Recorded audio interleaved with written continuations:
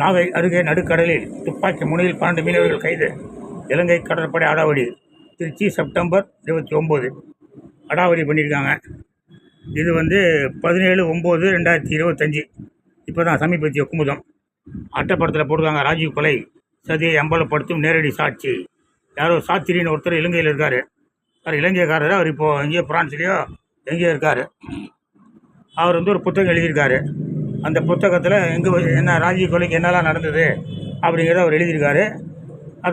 அதை பற்றி அபிப்பிராயம் குமுதம் யார்கிட்ட போய் கேட்குதுன்னா, இன்று ஈழத்தமிழுக்காக தன் ஆதரவு குரலை கொடுத்து கொண்டிருப்பவர்கள் முக்கியமான ஒரு பிரபாகரனை மிகவும் நெருக்கமாக எந்தோரமான திராவிட விடுதலை கழக தலைவர் கொளத்தூர் மணியை இது குறித்து கேட்டோம். இப்படிப்பட்ட கொஸ்டின்களுக்கெல்லாம் பதில் சொல்ல சம்பந்தப்பட்டவர்கள் யாரும் இல்லை என்று இல்லை. அதனாலேயே பலரும் இது வேண்டுமானால் என்ன வேண்டுமானால் சொல்லி வருகிறார்கள். காசுக்காக கொலை செய்பவர்கள் விடுதலை புலிகள் அல்ல. என்ன சொல்கிறாரு? காசிக்காக கொலை செய்பவர்கள் விடுதலை புலிகள் அல்ல அப்படின்னு சொல்லி. ஆனால் சிபிஐ MDMA 2004 கோர்ட்டில் போய் என்ன சொல்லுது?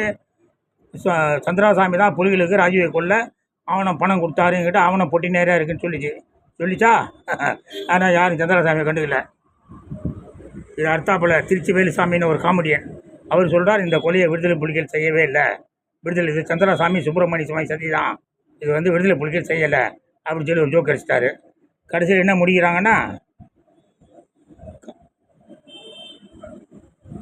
காத்திரி எழுதியிருக்காங்க இந்த மாதிரி இந்த ராஜீவ்காந்தி கொலை வழக்கு இன்னும் அதை துடிப்போடு தான் இருக்குது அப்படின்னு சொல்லி எழுதி முடிச்சுருக்காங்க.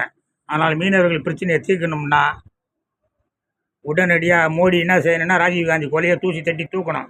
அப்போ தான் இலங்கை மீனவர் இலங்கைக்காரன் நம்மளை பார்த்து பயப்படுவான்.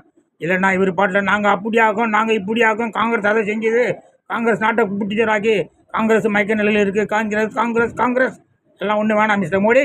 இதை கேளு, ஏன்டா எங்கள் மீனவர்கள் சுட்டு பண்ணீங்க? என்னடா ஒரு கேஸ் போட்டுருக்கேன் 22/8/2011. இன்னும் பெண்டிங்கில் தான் இருக்காது. தூக்கி NIA விசாரணை உத்தரவிடுங்க. அப்படியே இலங்கைக்காரன் ஆடி போயிடுவான். அப்படியே சோனியாவை ஆடி போயிடுவான். தயவுசெய்து செய்யுங்க சார், செய்யுங்க. ஜெய்ஹிந்த்.